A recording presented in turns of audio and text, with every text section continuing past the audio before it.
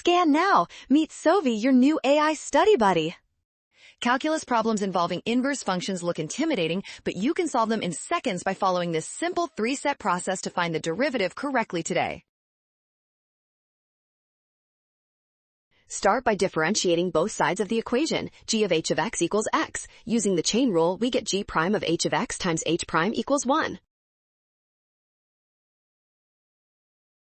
Now isolate h prime of x by dividing both sides by g prime of h of x. This gives us the reciprocal relationship between the two derivatives for our final answer. To find h prime of 4, we need h of 4. Since g of 3 is 4, h of 4 is 3. Plugging this in, we get 1 over g prime 3.